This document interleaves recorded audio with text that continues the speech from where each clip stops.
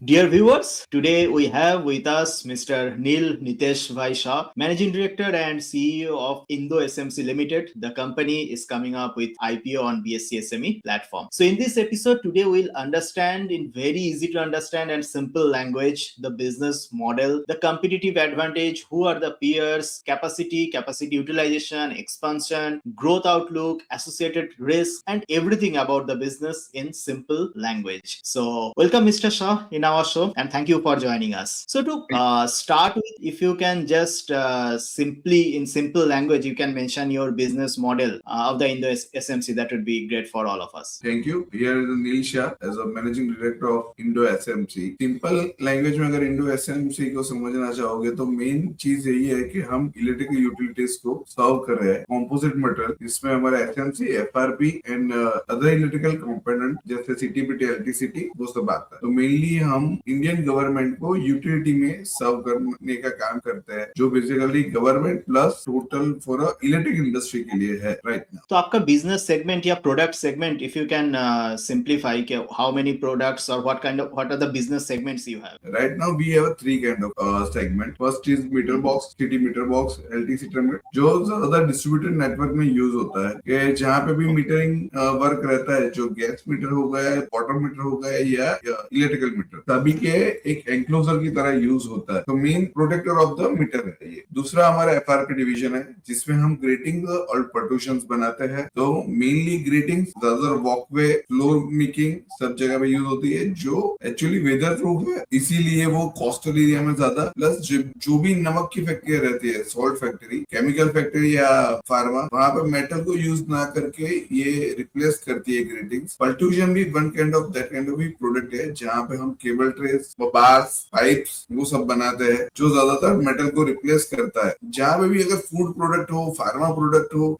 या किसी भी तरह की हो जहाँ पे जब मेटल नहीं चल सकता, तो वहां पे ये रिप्लेसमेंट एक तरीके से बनता है। और ज्यादातर अब मेटल वैसे भी थोड़ा कॉस्टली भी है, तो कंपेटिटिवली लोग इसको यूज करते हैं इंडिया कई सारी जगहों पे प्रोटेक्शन के तौर पे, क्योंकि स्ट्रेंथ आपको ये मेटल की तरह देगी और फायर रिटर्न है, इलेक्ट्रिक प्रूफ है। मेजर प्रोडक्ट इलेक्ट्रिक में इसीलिए सर्व हो रही है कि ये सारी इलेक्ट्रिक प्रूफ प्रोडक्ट है। वन काइंड ऑफ प्लास्टिक है मगर रिसाइकेबल प्लास्टिक। दूसरा था हमारा सीटीपीटी, एलटीसीटी, जो ज्यादातर हर डिस्ट्रीब्यूटर नेटवर्क में यूज होता है, जो मेन पावर जाता है उसको लो टेंशन करके आपको घर तक पहुंचाते हैं, एक that kind of HTCT. And LTCT means हर मीटर बॉक्स के अंदर जो काउंटेबिलिटी लानी है, कितना करंट पास हो रहा है, कितना काउंटिंग करना है, तो उसके लिए एलटीसीटी यूज होती है। और बाकी बस डक एक इवोल्यूशन प्रोडक्ट है हमारी, जो हम एफआरपी में बनाते हैं। अभी तक सब लोग मेटल्स में बनाते थे, तो वो भी एक अच्छी प्रोडक्ट हमारी है।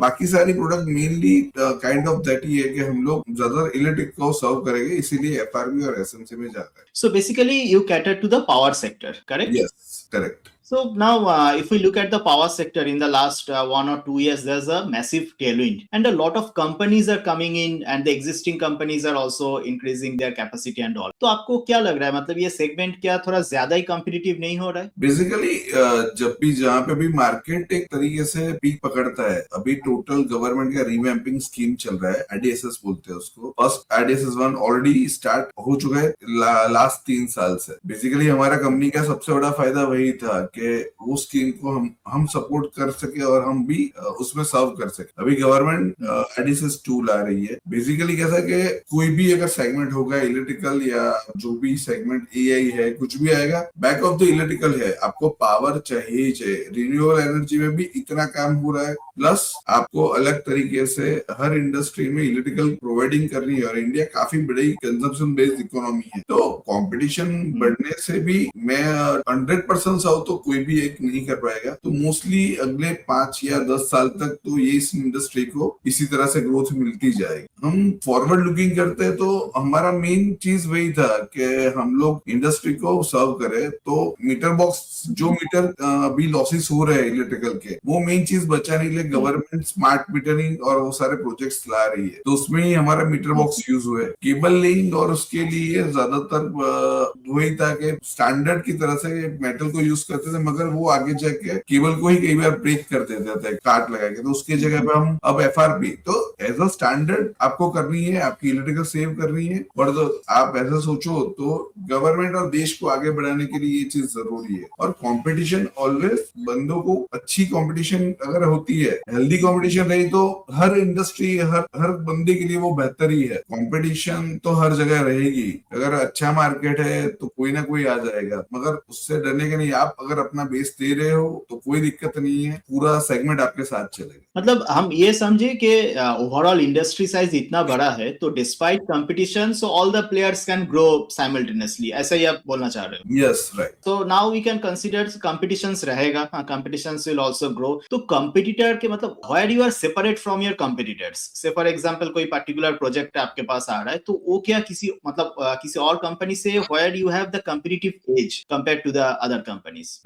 बेसिकली हम एक तो बहुत 3 साल में काफी बड़े ऑलरेडी कंप्लीट कर दिए है, तो गवर्नमेंट में कैसे होता है कि सेगमेंट वाइज आपका ओपन हो जाता है। हमने लास्ट ईयर 138 करोड़ की किया था, तो हम हमारी इंडस्ट्री के सबसे बड़े प्लेयर है राइट ना। तो अगर गवर्नमेंट हो या कोई भी EPC कॉन्ट्रैक्टर हो या बड़ी कंपनी हो, जैसे अदानी हो गया कि रिलायंस, टाटा, कोई भी अपना प्रोजेक्ट उस कंपनी को देना चाहेगी जो कंपनी सर्व कर सके। तो हमने पिछले 3 साल में वो चीज दिखाई है, time to delivery, quality, and हमारे पास जो टीम है वो टेक्निकली काफी बेहतर है, तो हम लोग उनको सजेशन भी काफी बेहतर दे सकते हैं। और अंडर द वन रूफ हम सारे अपॉर्चुनिटी इनकी क्लियर करते हैं, हर क्वेश्चंस को क्लियर करते हैं, तो हम लोग हमारे कॉम्पिटिटर से बेहतर सर्व कर पा रहे हैं। And I was also looking at your financials, तो उसमें मैं ये भी देख रहा था last 3 years मतलब your margin is also quite stable around 15, 16, 17%, यही सब रेंज के अंदर है। तो आपको क्या लग रहा है कि आगे जाके is the margin is sustainable, ना यहाँ से भी बेहतर हो सकता है, ना यहाँ से थोड़ा सा नीचे की तरफ आएगा,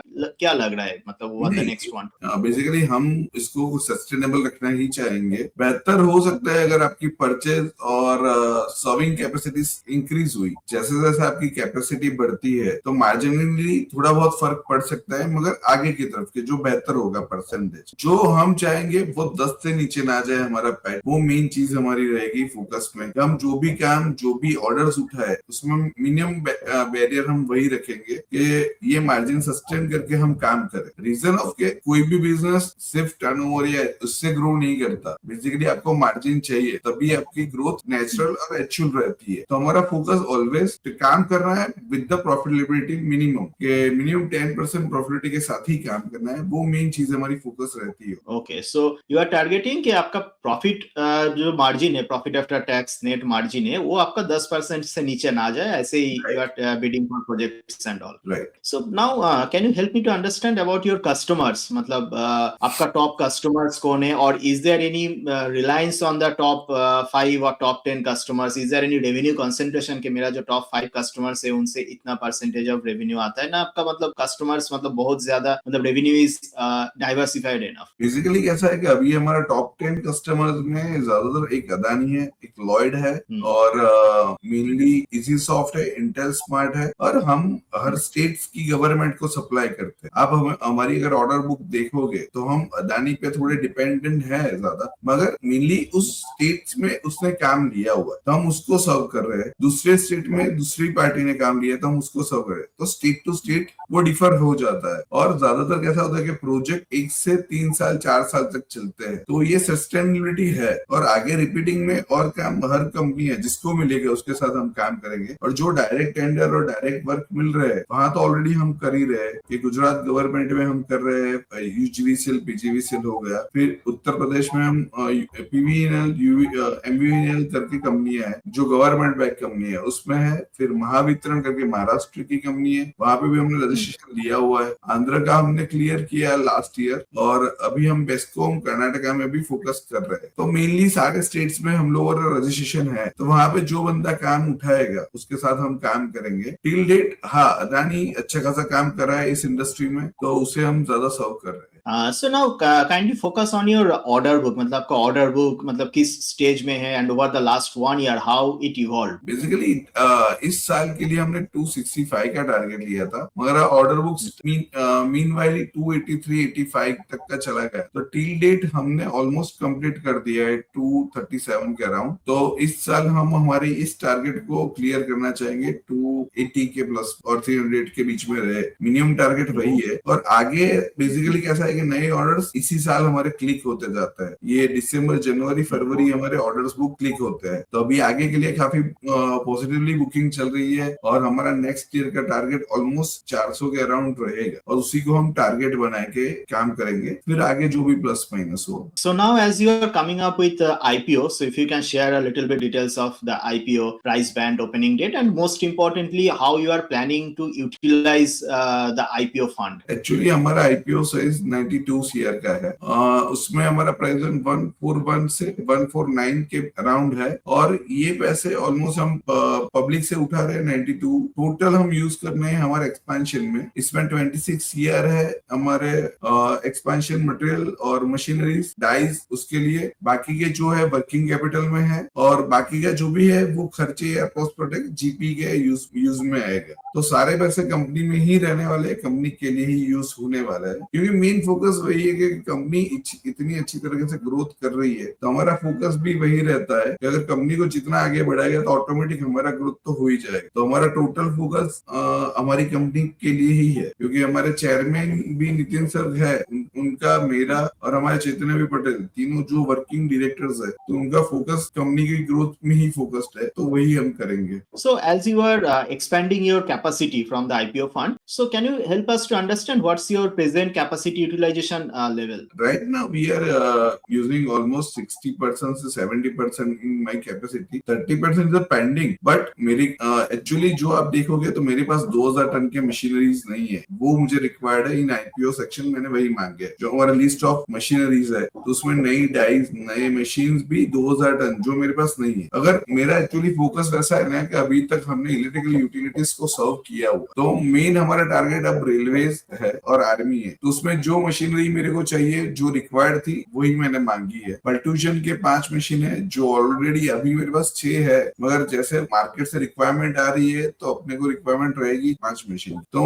हमारा जो टिल डेट हम अभी 300 टन का प्रोडक्शन एवरी मंथ कर रहे हैं, वही प्रोडक्शन ऑलमोस्ट हमारा नेक्स्ट ईयर हमारा टारगेट है कि 600 टन के आसपास ले जाए। और उसमें हम यूटिलिटीज के अलावा जो इलेक्ट्रिकल यूटिलिटीज चलती है कॉम्पोजिट पे जो बॉक्स बना रहे हैं, उसके अलावा कुछ नई प्रोडक्ट हम डेवलप करें जो फोकस होगी रेलवेज के लिए और आर्मी के लिए। So after this capacity expansion, what's the maximum revenue, annual revenue that can achieve from this after post the capacity expansion? Actually वो डिपेंड है प्रोडक्ट टू प्रोडक्ट, एग्जैक्ट तो मैं वैसा नहीं कह सकता, मगर अगर ये होने के बाद अगले 2 या 3 साल तक जो मेरे को एक्स्ट्रा रेवेन्यू जनरेट होगी ऑलमोस्ट 300 से 400 करोड़ के बीच में एक्स्ट्रा हम कर सकते हैं। बट नेक्स्ट ईयर वो प्लानिंग सिर्फ 100 करोड़ या 125 करोड़ का रहेगा, क्योंकि जब भी हम मशीनरी ऑर्डर करेंगे मंगवाएंगे तो उसमें 3 से 4 महीने का एक प्लान रहता है। आने के बाद उसका ऑर्डर जाए, वो आए, इंस्टॉलेशन हो, उसके बाद प्रोडक्शन निकलेगा,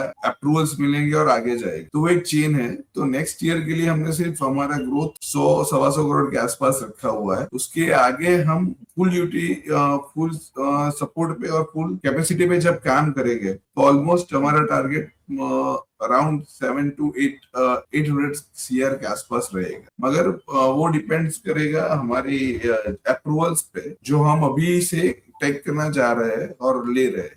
So the upcoming capacity expansion, will it be entirely funded from the IPO funds or that will increase our debt level? No, it's a total from the IPO fund. Depth level में हम लोग कुछ भी अभी closing नहीं करे, बाकी तो हमारा सबका खुद का है ही, तो अगर जरूरत पड़ी तो आगे प्राइवेट हम फंडिंग करेंगे हमारी कंपनी को, मगर अभी राइट नाउ रिक्वायर्ड है उस हिसाब से मार्केट से हम उठा रहे हैं।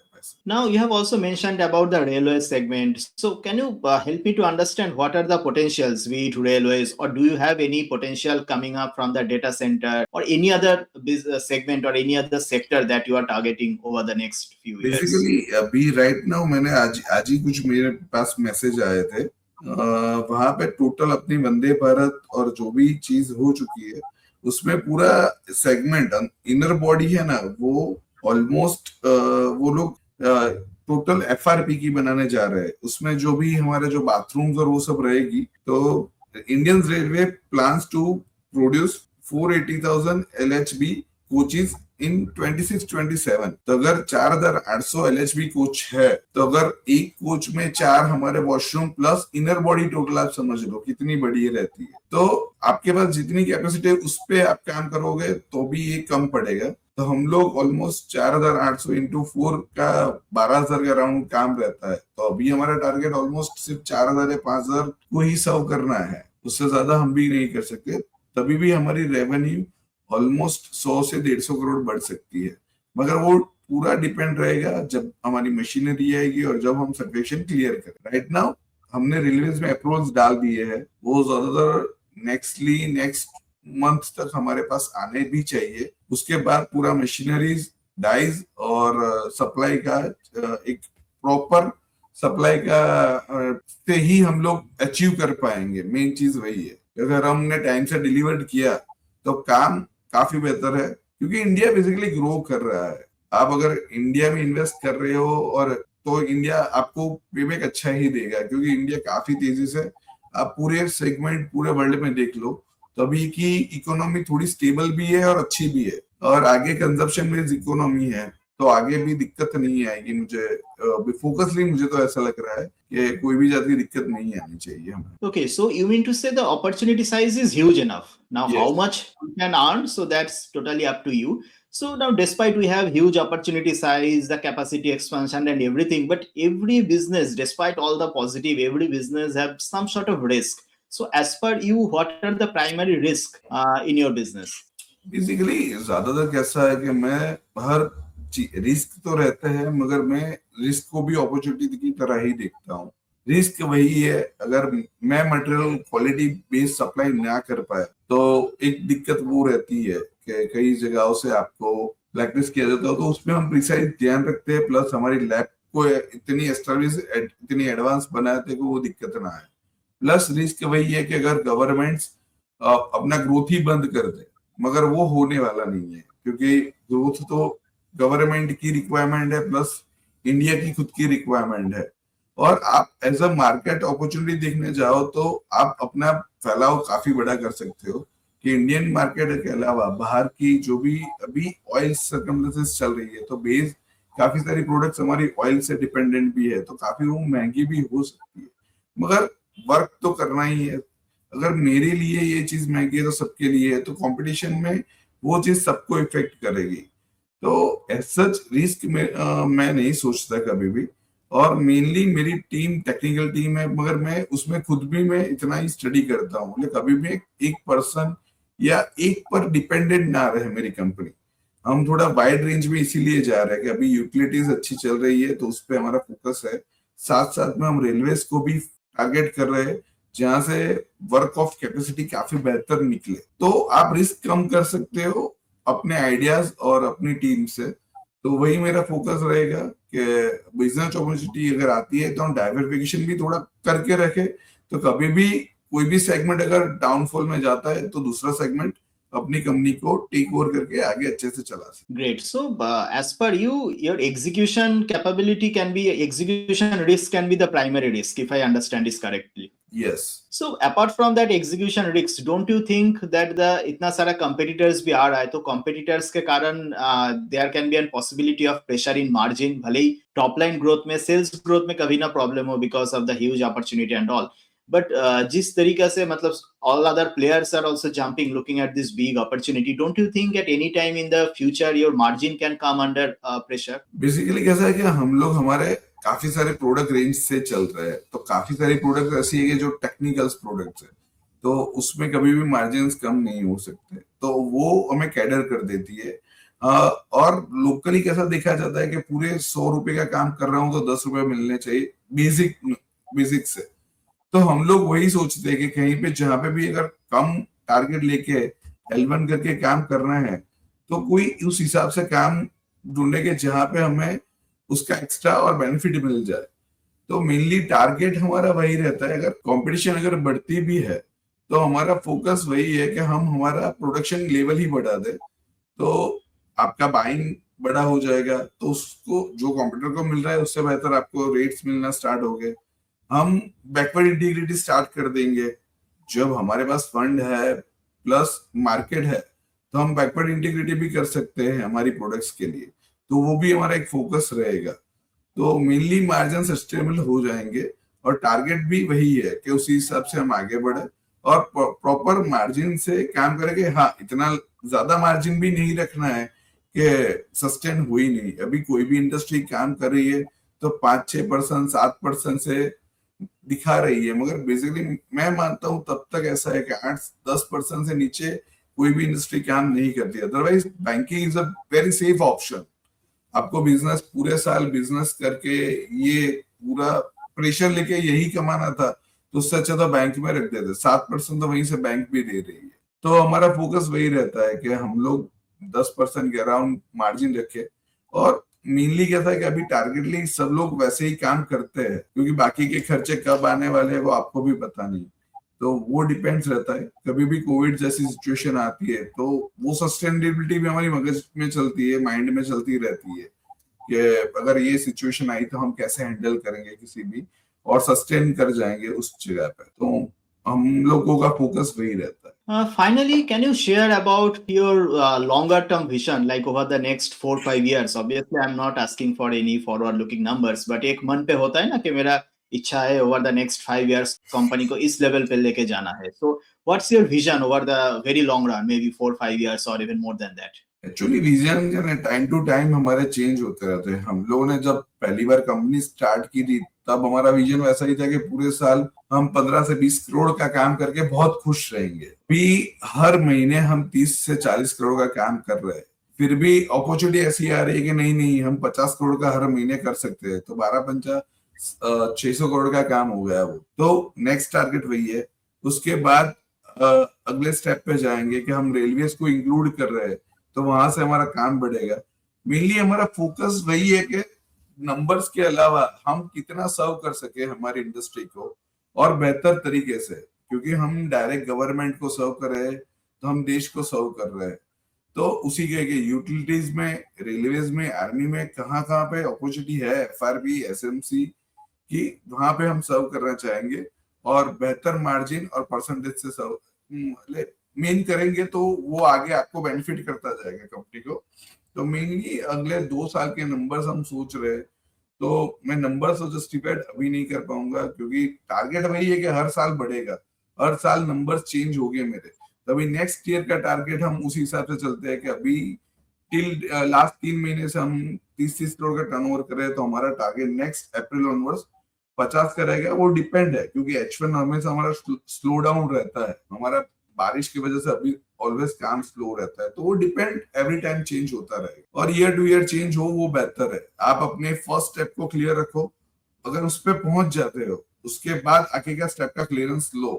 रीजन ऑफ ऊपर का गोल है कि 1000 करोड़ 10,000 करोड़ की कंपनी बनानी है, मगर स्टेप टू स्टेप मैं सीधे 10 पे जंप मारने जाऊंगा 10,000 करोड़ पे तो ये सस्टेन नहीं हो पाएगा। तो मेन वही है, मैं मेरे रूट्स काफी अंदर तक लेके जाके फिर आगे ग्रो करना चाहूंगा। It's really nice to hear you, and I am sure that a lot of investors will get much clarity about the business and all. And finally, wishing you all the very best for the upcoming IPO and for the public market journey. And thanks a lot for your time. Thank you.